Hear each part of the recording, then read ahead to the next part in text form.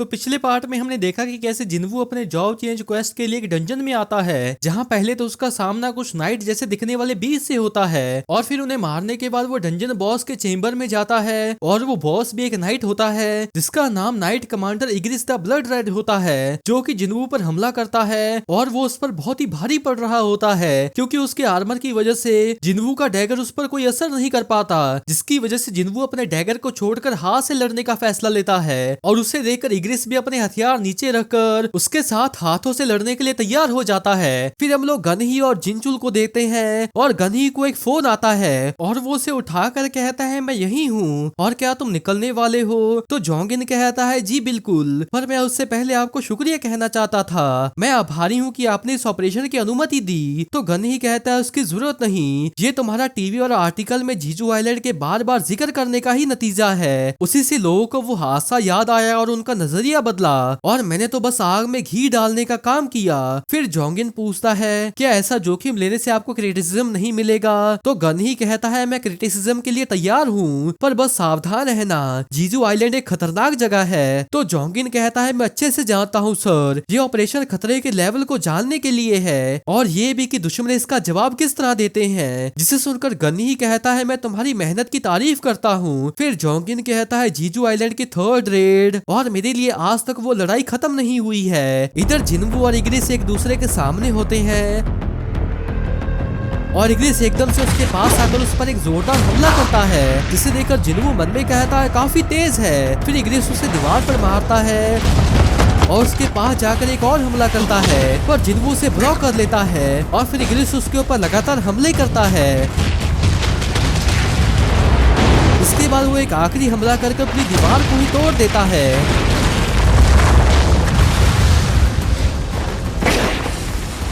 और जिन्वू पीछे होकर मन में कहता है मैंने इसे ब्लॉक भी किया, पर फिर भी इसने 500 HP कम कर दी। मेरा आर्मर पहनने का फैसला बिल्कुल सही था, अगर मैं सीधे मार खाता तो शायद अब तक मैं मर चुका होता। बिना तलवार के भी वो इस तरह का डैमेज दे रहा है, वो सच में बहुत ज्यादा ताकतवर है। और अगर मैं ताकत में बराबरी नहीं कर सकता तो मैं अपनी स्पीड बढ़ाऊंगा। जिसके बाद वो डैश स्किल का इस्तेमाल कर उसके आसपास घूमने लगता है और फिर किक मारता है, लेकिन इग्रिस उसे डॉज कर लेता है। फिर वो वापस से जाकर उसे एक पंच मारता है जिसे भी इग्रिस ब्लॉक कर लेता है। फिर इग्रिस सभी हमलों को डॉज करता है, जिसे देखकर जिन्वू मन में कहता है मैं उसे पकड़ नहीं सकता। अभी इग्रिस उसे एक जोरदार पंच मारता है और जिन्वू हवा में ही कहता है उस पैसिव स्किल ने मेरा डिफेंस बढ़ा दिया है।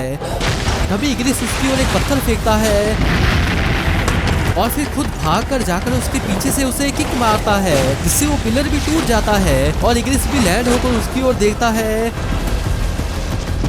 और जिन्वू भी आकर हमला करने लगता है, लेकिन इग्रिस को जरा से भी दिक्कत नहीं हो रही होती। फिर जिन्वू हवा में ही घूमकर उसकी गर्दन पर एक किक मारता है, जिससे वो बेहोश हो जाता है। पर तभी जिन्वू को एक शॉक लगता है क्योंकि इग्रिस तुरंत ही होश में आकर जोर से चिल्लाकर उसे लगातार मारता है और वो गुस्से में उसे बहुत बुरी तरह से पीटने लगता है। फिर वो उसे एक दीवार पर मारकर घसीट कर लेकर जाता है और सिंहासन के पीछे वाली दीवार पर मारता है। फिर वो उसकी ओर जाता है और जिन्वू सिंहासन पर बैठा बहुत बुरी तरह से हाँफ रहा होता है।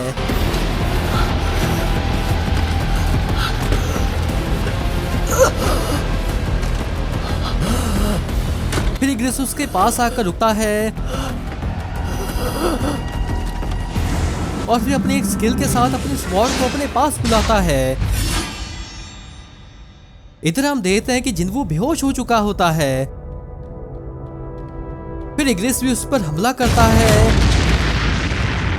लेकिन तभी हम देखते हैं कि जिन्वू ने उसे ब्लॉक कर लिया होता है और वो गुस्से में कहता है मैं अभी तक हारा नहीं हूँ। जिसके साथ ही वो उसके स्वॉर्ड को दूर फेंक देता है और अपना डैगर निकाल कर उसकी आंख में मारता है, जिससे इग्रिस दर्द से चिल्ला उठता है। फिर जिन्वू उसे पकड़कर पूरी तेज स्पीड में पीछे लेकर जाने लगता है और उसे एक दीवार पर मारता है। फिर फिर इग्रिस उस डैगर को अपनी आंख से निकालता है और जिन्वू मन में कहता है वो डैगर ऐसे मालिक को बदल नहीं सकता, ये मेरी इन्वेंटरी में वापस आ जाएगा और फिर वापस मेरे हाथ में। इसके बाद वो पूरी ताकत से उसे उसकी गर्दन में मारता है और मन में कहता है और ताकत से, मुझे और ताकत लगानी होगी। जिसके साथ ही वो लगातार फैटल स्ट्राइक का इस्तेमाल करता है और फिर अपनी बची कुची ताकत लगाकर एक आखिरी वार करता है।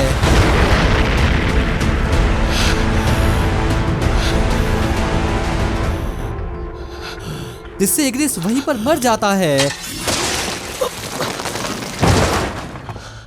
और फिर हम देखते हैं कि जिन्वू भी बहुत बुरी तरह से हाफ रहा होता है। जिसके बाद वो कहता है मैं जीत गया है ना।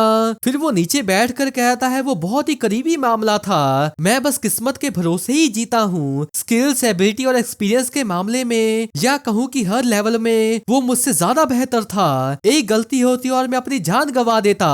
फिर वो स्क्रीन को देखकर कहता है क्या 4 रिवॉर्ड्स मिले हैं, 15 लाख गोल्ड का एक पाउच, इग्रिस का हेलमेट और ये एस रैंक आइटम है। डीमन कैसल की चाबी भी एस रैंक थी, पर मुझे उस क्वालिटी की आइटम पहली बार मिली है। ये फिजिकल डैमेज को 15% कम करता है और स्ट्रेंथ और वाइटैलिटी को 20 पॉइंट बूस्ट कर देता है। ये सच में कमाल का है। और रूलर हैंड का एक र्यून स्टोन, ये आखिर कैसी स्किल होगी और शायद बाद में समझ जाऊंगा। पर ये इंस्टेंट टेलीपोर्टेशन स्टोन क्यों है, ये इन्वेंटरी में भी नहीं जा रहा और आखिर इसने मुझे अभी एक टेलीपोर्टेशन स्टोन क्यों दिया। फिर वो इग्रिस की ओर देखकर कहता है क्या जॉब चेंज क्वेस्ट अभी तक खत्म नहीं हुआ। तभी उसके आसपास बहुत सारे पोर्टल्स खुलने लगते हैं और एक नोटिफिकेशन भी आता है जिसमें लिखा होता है जॉब चेंज क्वेस्ट अब शुरू होता है, जब तक हो सके जिंदा रहो और एडवांसमेंट पॉइंट जमा करो क्योंकि हायर क्लास में जाने के लिए उनकी जरूरत है और गुड लक। जिसके बाद एक टाइमर आता है जिसे देखकर वो मन में कहता है रुको, क्या मैं अनगिनत दुश्मनों का सामना करूंगा। जिसके साथ ही उन पोर्टल्स में से बहुत सारे नाइट्स बाहर आते हैं और उन्हें देखकर जिन्वू मन में कहता है अगर वो इग्रिस जितने ताकतवर हुए तो मैं एक ही झटके में मारा जाऊंगा, पर अगर ये पहले वाले नाइट्स के जैसे ही हैं तो मैं इन्हें आसानी से हैंडल कर सकता हूँ। पर फिर भी ये बहुत सारे हैं। जिसके बाद वो उन सभी को मारने चल पड़ता है और फिर वो उन्हें मारता हुआ मन में कहता है धत, मैं लड़ता जा रहा हूँ और वो गेट से निकलते जा रहे हैं। शायद इस क्वेस्ट का मकसद ये देखना है कि मैं कब तक टिक सकता हूँ। अगर ऐसा ही है तो इसके साथ ही वो स्टेल्थ स्किल का इस्तेमाल करता है और फिर मन में कहता है स्टेल्थ स्किल एक्टिवेट करने के लिए 200 महीना लगता है, मेरे पास 190 बचे हैं तो मैं ज्यादा से ज्यादा समय निकालूंगा। पर तभी एक मेग अपने मैजिक से स्टेल्थ स्किल को तोड़ देता है जिससे जिन्वू भी शौक हुआ मन में कहता है क्या उन्होंने स्टेल्थ स्किल को तोड़ दिया। फिर वो एक के हमले से बचता है और तभी पीछे से कुछ और हमला करने आते हैं, लेकिन जिन्वू उन पर अपनी मर्डरस इंटेंट स्किल इस्तेमाल कर उन सभी को ही मार देता है और फिर मन में कहता है ये उम्मीद से ज्यादा बदतर है, मैं अब स्टेल्थ या मर्डरस इंटेंट इस्तेमाल नहीं कर पाऊंगा। जिसके साथ ही एक उसकी पीठ पर स्वॉर्ड मारता है और जिन्वू भी उसे मार कर कहता है कितना वक्त हो गया, लेकिन हम देखते हैं कि सिर्फ 5 मिनट ही बीते होते हैं। फिर जिन्वू आगे मन में कहता है मैं ये नहीं कर सकता, अफसोस पर मुझे वो टेलीपोर्टेशन स्टोन इस्तेमाल करना। लेकिन तभी एक उसके ऊपर हमला कर देता है जिसकी वजह से उसके हाथ से वो टेलीपोर्टेशन स्टोन नीचे गिर जाता है जिससे जिन्वू को भी शौक लगता है और वो सभी नाइट्स भी उस पर हमला करने जाते हैं। जिसके साथ ही ये एपिसोड भी एंड हो जाता है।